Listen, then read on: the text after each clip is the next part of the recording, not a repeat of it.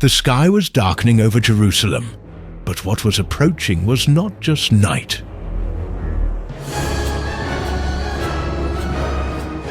It was the 3rd year of the reign of Jehoiakim, king of Judah. On the horizon, a storm of iron and fire marched mercilessly. Babylon had awakened. The sacred gates have fallen. The temple was desecrated. Princes and priests were cast in chains, their cries silenced by the dust of exile. Among them was a young man whose destiny would change the course of history.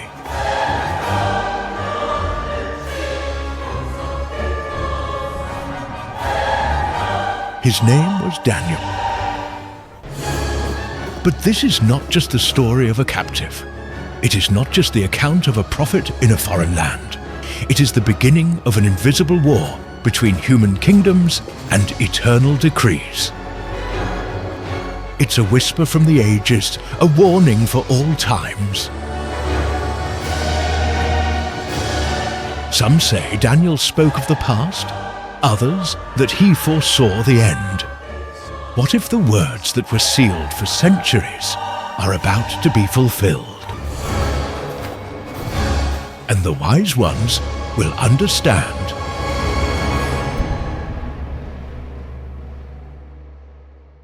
Jerusalem is burning.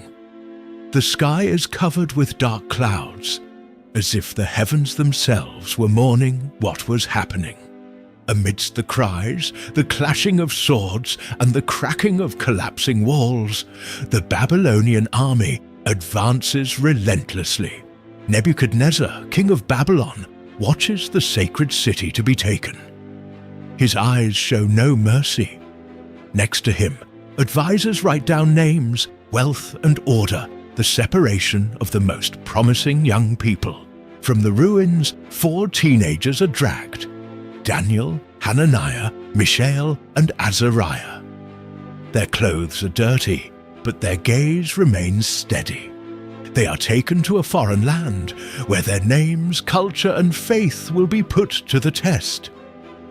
In the heart of Babylon, the palace gates open like the mouth of a hungry monster.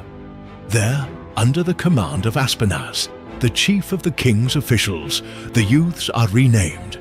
Daniel becomes Belshazzar, Ananias is called Shadrach, Mishael is renamed Meshach, and Azariah receives the name Abednego. In the training hall, fine delicacies, succulent meats, and aromatic wines are served. But Daniel looks suspiciously. It wasn't just food, it was consecration. The food and drink had been offered to the Babylonian gods. Bravely, he approaches Aspenaz. I ask you not to make me defile myself with the king's food and wine. Aspenaz hesitates. He sympathizes with Daniel, but fears Nebuchadnezzar's anger. Daniel insists. He proposes a test. Try your servants for 10 days. Just give us vegetables to eat and water to drink. Then, compare our appearance with that of the other youths. The proposal is accepted. 10 days go by. Daniel and his friends look healthy, stronger than everyone else. Impressed, Aspenaz allows them to continue with their diet. As the days go by, the God of Israel honors the faithfulness of the young people. They excel in knowledge, literature, and wisdom. Especially, Daniel is granted something extra, the gift of interpreting visions and dreams. At the end of the 3 years of training, the young people are brought to the presence of King Nebuchadnezzar. The throne room is gigantic, golden, opulent. The king observes them closely, asks questions, and tests their reasoning. At the end of the audience, he stands up and declares, "In my entire court, there is no one who compares to these 4. They are appointed to important positions. Daniel, in particular, receives the direct attention of the king. But the peace is short-lived. A disturbance shakes the throne of Babylon. One night, Nebuchadnezzar wakes up with his face covered in sweat. His heart races. He turns in bed, takes a deep breath, and tries to remember. But the dream fades like mist. Something unsettling remains in your soul. He calls the wizards, charmers, and astrologers. I had a dream that deeply troubles me. I want to know what I dreamed and what it means. The wise people look at each other confused. Tell us the dream, O king, and we will interpret it. But Nebuchadnezzar rages. I refuse. You must tell me both the dream and its interpretation. If you do not, you will be cut into pieces, and your houses will be turned into piles of rubble. Fear spreads like a wildfire.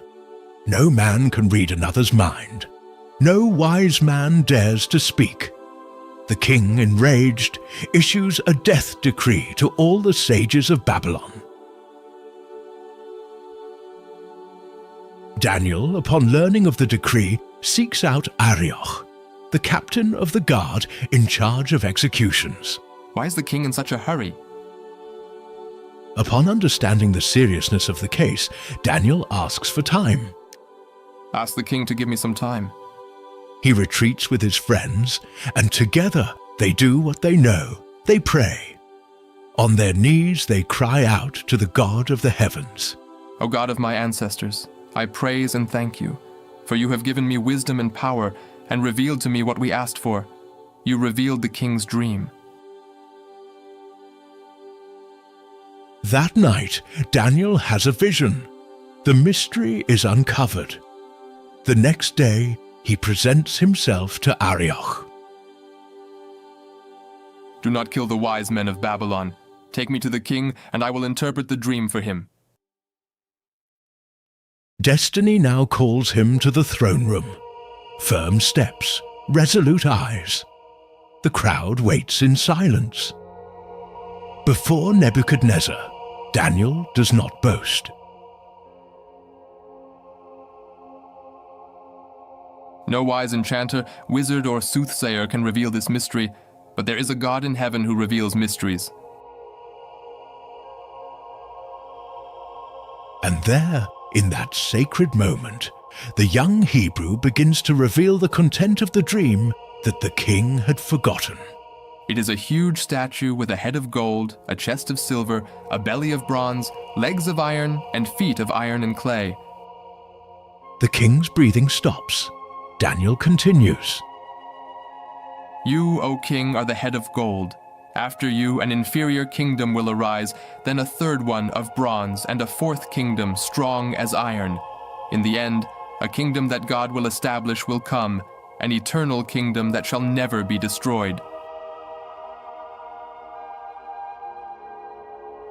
The throne of Nebuchadnezzar trembles before the greatness of the revelation. The king bows down before Daniel in admiration.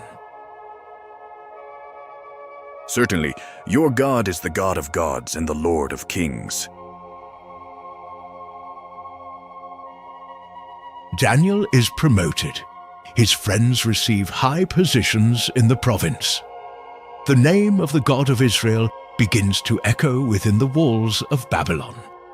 But in the heart of the king, something begins to change. Pride grows, and soon a new trial by fire approaches. The days go by.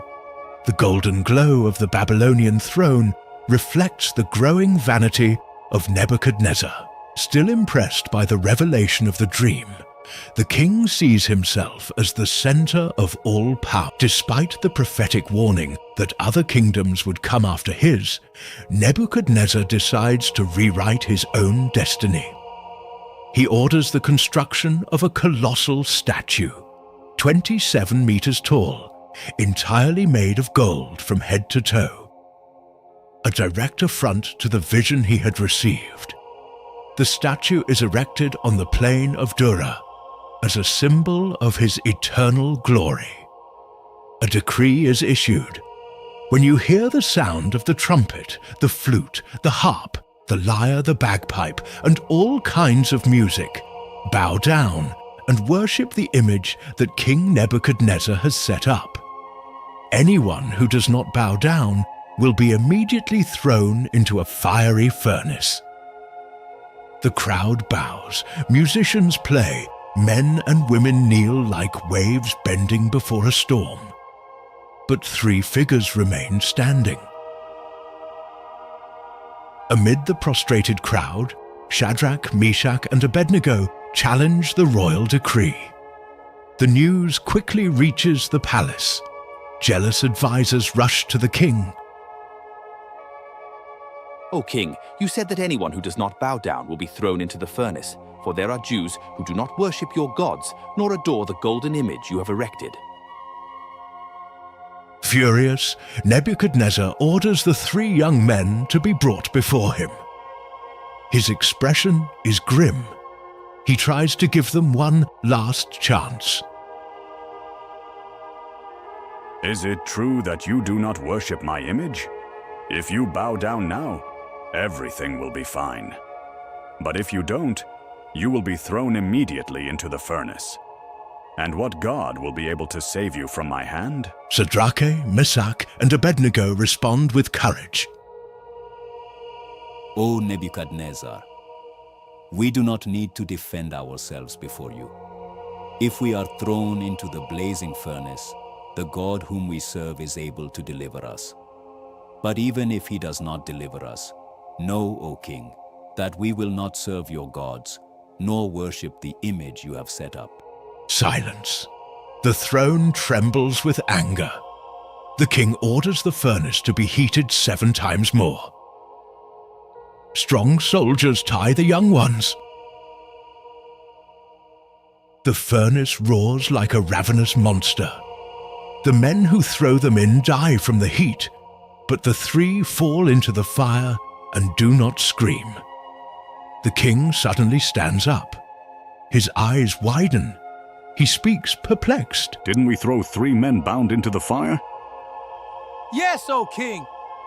But I see 4 men unbound, walking in the middle of the fire, and they are unharmed.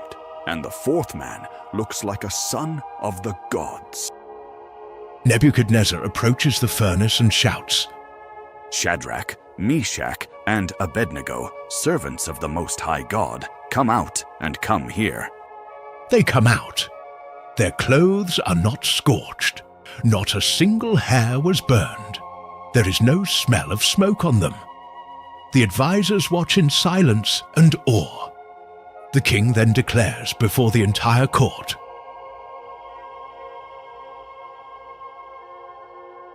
Praise be to the God of Shadrach, Meshach, and Abednego, who sent his angel and delivered his servants. No other God is able to deliver like this. They are promoted to even higher positions, but deep down, the king remains torn between fear and pride. An internal struggle begins to grow. One night, while the city sleeps, the king has another dream. This time, it is different. He sees a gigantic tree that touches the sky and is visible to the ends of the earth. Its branches feed and shelter all creatures, but a heavenly messenger descends and shouts, "Cut down the tree, trim its branches, spread its fruit, but leave the stump with roots, bound with iron and bronze. Let the human mind be removed and be given the heart of an animal, until he recognizes that the Most High rules over the kingdoms of men." The king wakes up disturbed. He calls for Daniel. The atmosphere in the room is tense. Daniel listens to the account in silence. In the end, he is astonished. His expression changes. Nebuchadnezzar notices. Do not be afraid to tell me, Belteshazzar. What does the dream mean? Daniel takes a deep breath and replies, O king, may this dream apply to your enemies. The tree is you. You have grown and become strong. Your greatness reaches unto the sky, but you will be expelled from among men and will live like animals. You will eat grass like a cow. And this will last 7 times until you recognize that the Most High rules over the kingdoms of men. The king remains silent. Daniel, with compassion, pleads, O king, accept my advice. Renounce your sins and practice justice. Maybe then you will prolong your prosperity. But time goes by and pride wins.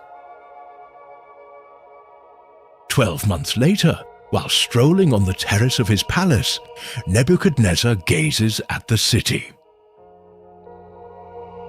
Isn't this the great Babylon that I have built as a royal residence, with my power and for the glory of my majesty? Before the sentence ends, a voice echoes from the heavens. O King Nebuchadnezzar, your royal authority has been taken from you. At the same moment, he goes mad. He is expelled from the palace, lives in the fields, eats like the oxen. His body gets wet like the dew. His hair grows like eagle feathers. His nails like bird claws. The glory of the most powerful man on earth is reduced to humiliation. At the end of the 7 times, the king lifts his eyes to the sky.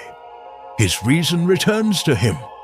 He kneels down and, with a choked voice, declares, Praise the Most High. Honor and glorify the one who lives forever. His reign is eternal. He humbles those who walk with pride. Restored to the throne, Nebuchadnezzar acknowledges there is a God above all thrones of the earth. But Babylon will not last forever.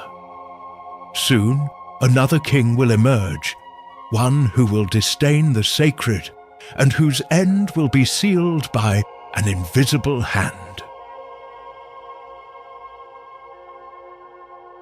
Time passes. Nebuchadnezzar disappears from records. The throne of Babylon now belongs to Belshazzar, the grandson of the former king. But, unlike his grandfather, who learned to fear the God of the heavens, Belshazzar indulges in mockery, arrogance, and rampant idolatry. It is night. The palace is filled with music and wine. A lavish banquet is offered to 1,000 nobles. Women dance. Pagan priests chant profane songs. The atmosphere is one of drunkenness and decadence. Amidst the euphoria, the king has a macabre idea. Bring the gold and silver cups taken from the temple of the Hebrew God in Jerusalem. Let's toast with them. The sacred relics that had been consecrated to the God of Israel are now desecrated in a mocking ritual. Belshazzar raises a cup. The deities of gold, silver, bronze, iron, wood, and stone. Everyone laughs, drinks, celebrates. But then the room falls into a sudden and cold silence. A hand appears without a body, just luminous and supernatural fingers that write fiery words on the palace wall before everyone's eyes. Mene mene tekel parsin. Panic. The musicians stop. The glasses fall to the floor. Belshazzar turns pale. His legs shake. His knees knock together. He shouts, Call the magicians, the fortune tellers, the enchanters. Whoever can decipher these words will be dressed in purple, receive a gold chain, and be the third in the kingdom. But no one understands the inscription. The mystery paralyzes the court, until the Queen Mother, hearing the commotion, enters the room and addresses the king with reverence. O king, do not be troubled. Among us there is a man in whom the spirit of the holy gods dwells. In the days of your grandfather Nebuchadnezzar, he revealed dreams and mysteries. His name is Daniel. Daniel is brought. Now older, his face carries wisdom and firmness. He observes the scene, the cups on the floor, the spilled wine, the fiery writing still pulsing on the wall. Belshazzar tries to seduce him with promises. If you interpret these words, you will be dressed in purple, receive gold, and rule by my side. But Daniel refuses. You can keep your gifts. Give your awards to someone else. Still, I will read the inscription and reveal to the king what it means. Silence deepens. The eyes in the room fix on him. The king, the Most High, gave Nebuchadnezzar power, glory, and majesty. But when he became filled with pride, he was brought down.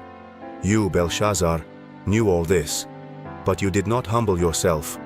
On the contrary, you rose up against the Lord of heaven. You brought the temple cups for this banquet.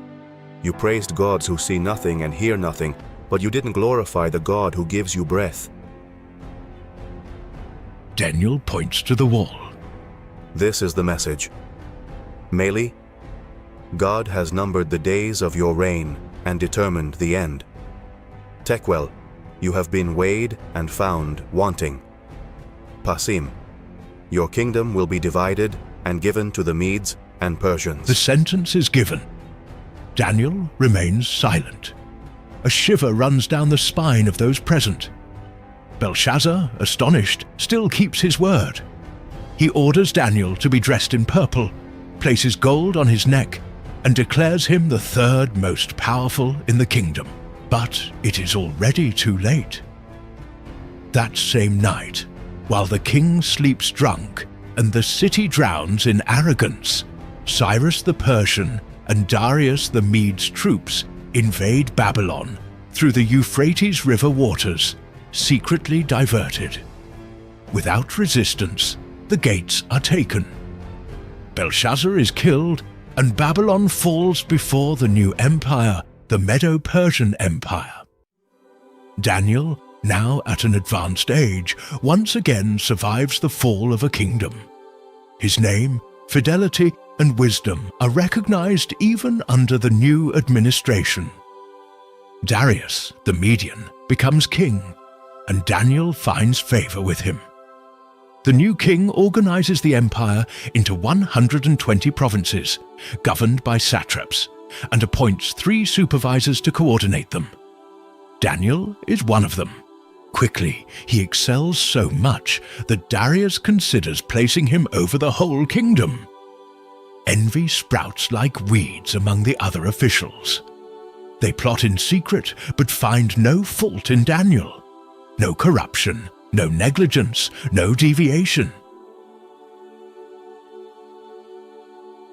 We will never find anything against him except something related to his God's law.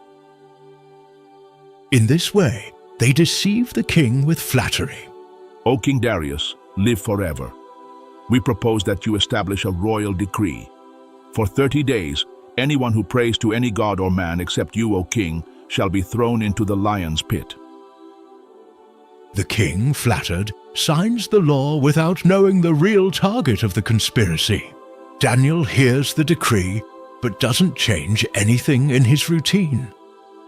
3 times a day, as always, he kneels in his room, with the windows open towards Jerusalem, and prays to his God. Spies watch, run to the king with the accusation. Daniel, one of the exiles from Judah, did not obey the decree. He continues to pray 3 times a day. Dario is anxious. He tries to find a way to save him. But the law of the Medes and Persians cannot be revoked. In the evening, the king, saddened, orders that Daniel be taken away. Your God, whom you serve continuously, will deliver you. Daniel is thrown into the lion's den. A stone seals the entrance.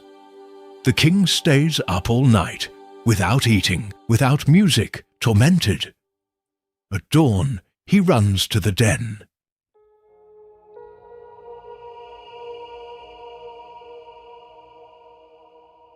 Daniel, servant of the living God, did your God save you from the lions?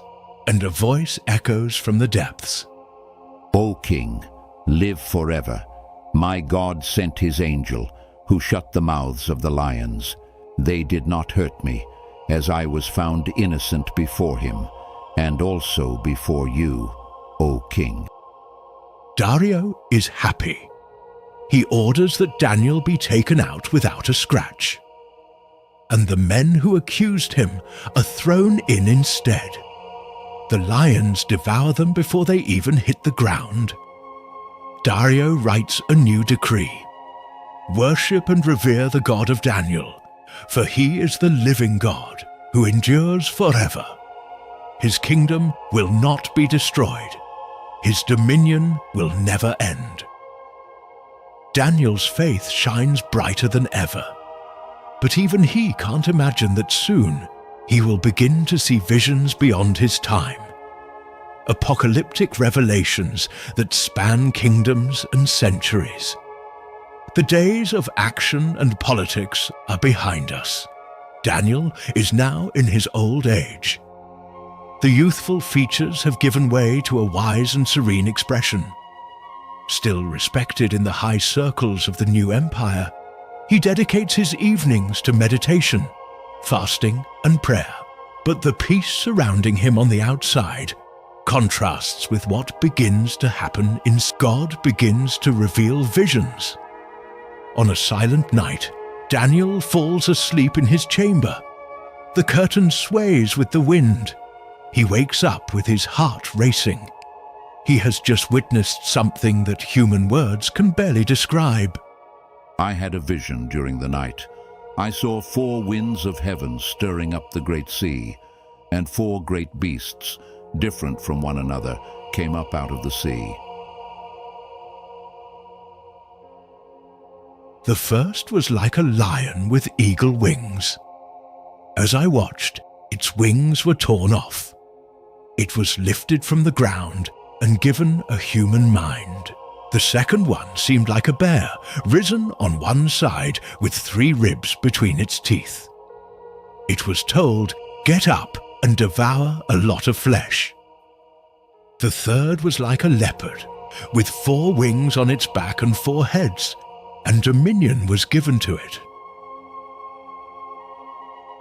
But the fourth was different, terrible, frightening, very strong. It had big iron teeth. It devoured and tore apart, and what was left, it trampled with its feet. It was different from all the previous ones, with 10 horns. While Daniel was watching the horns, another small one appeared, knocking down 3 of the first ones. It had eyes like a man's and a mouth that spoke arrogantly. As I watched, thrones were placed, and the Ancient of Days took his seat.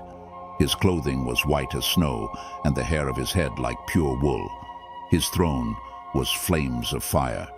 A river of fire flowed before him. Thousands served him. Millions stood before him. The books were opened. Daniel watches the scene with fear. The little horn continues to speak against the Almighty. But then I saw someone like a son of man coming with the clouds of heaven. He approached the Ancient of Days and was led into his presence. He was given dominion, glory, and an eternal kingdom. Daniel wakes up sweating, falls to his knees. His mind is troubled, his spirit distressed, but God has not finished. Another night, another vision, this time in the form of a symbol and conflict. He sees a ram with 2 tall horns, one higher than the other. It runs to the west, north, and south.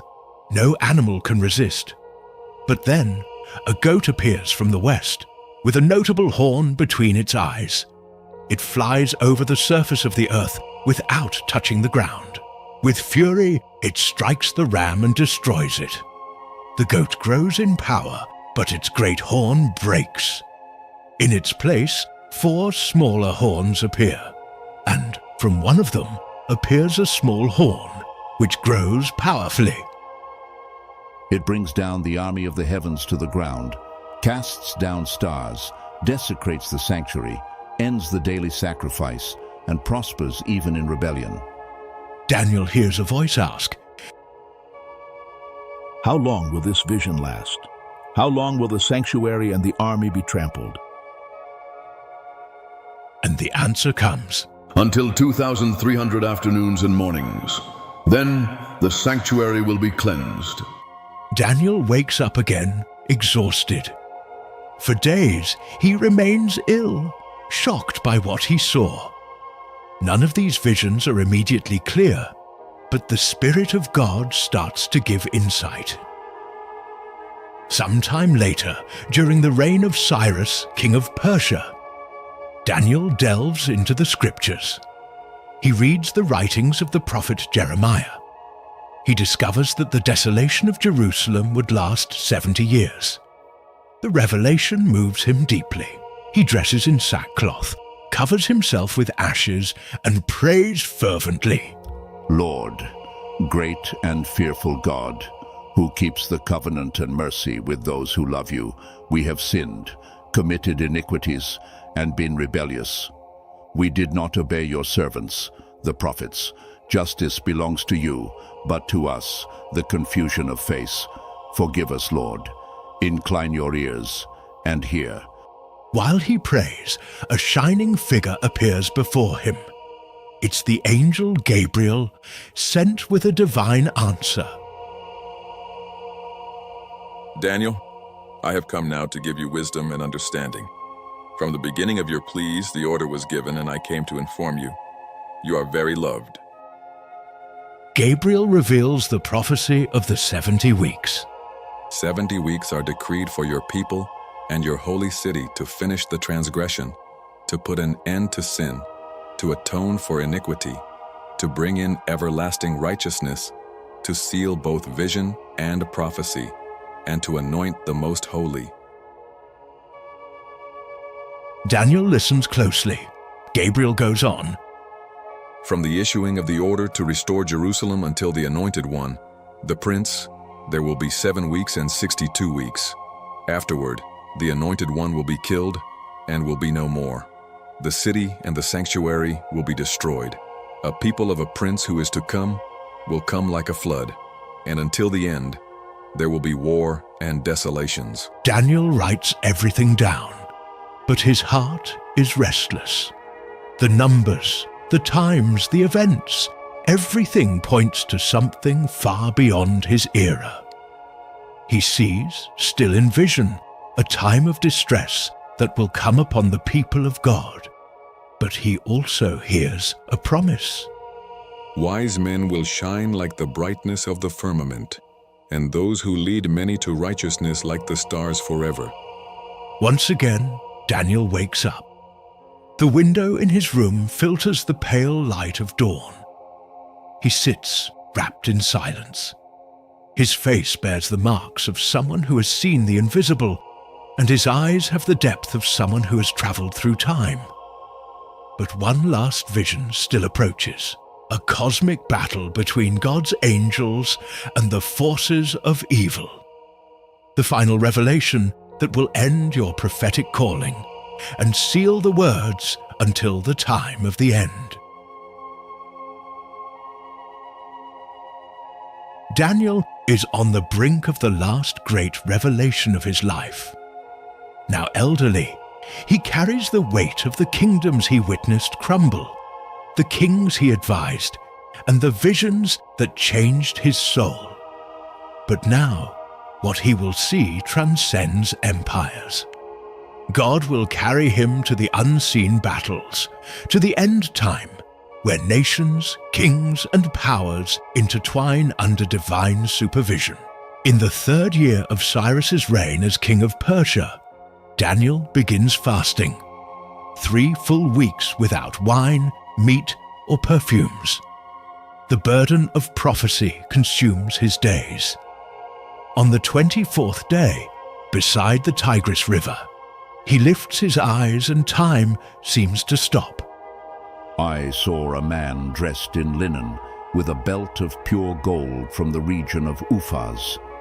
His body was like beryl, his face like lightning, his eyes like flaming torches, his arms and legs shone like polished bronze, and his voice was like the roar of a crowd. The men who were with him run away terrified. Daniel falls on his face to the ground without strength. But the celestial being touches him and lifts him gently. Daniel, man who is greatly loved, pay attention to the words I am going to say to you. From the first day you set your heart to seek understanding, your words were heard. But then, the revelation. There was a war in the spiritual realm. The prince of the Persian kingdom resisted me for 21 days, but Michael, one of the foremost princes, came to my aid. The curtain of the invisible opens.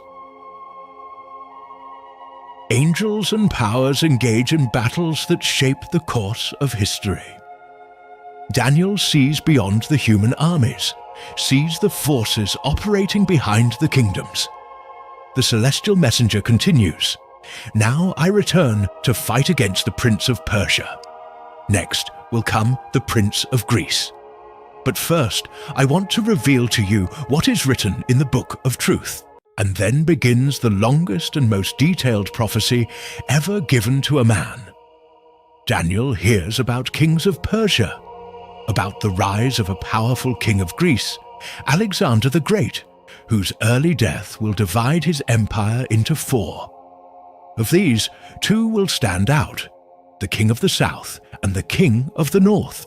Their wars, alliances, and betrayals unfold before Daniel like scenes from a future not yet lived.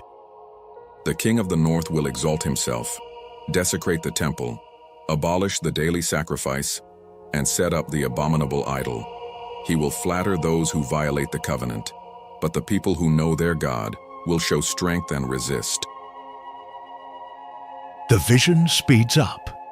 Daniel sees persecutions, martyrs, false peace treaties, palace intrigues, and an arrogant ruler who will exalt himself above all gods. He will exalt himself above everything that is called God. He will honor a strange god with gold, silver, and precious stones. He will act against powerful fortresses with a strange god. But your downfall will be sudden. It will come to an end, and there will be no one to help. Daniel breathes with difficulty. The magnitude of what he sees exceeds his human capacity. But the revelation is not over. The messenger speaks of the end of times. At that time, Michael, the great prince who protects the children of your people, will arise. There will be a time of distress, such as has never happened since the nation existed until that time. But at that time, your people will be delivered, everyone who is found written in the book. And then the whisper of eternity. Many of those who sleep in the dust of the earth will awaken, some to eternal life, others to shame and everlasting contempt. The wise will shine like the brightness of the sky. Those who lead many to righteousness will shine like the stars forever and ever.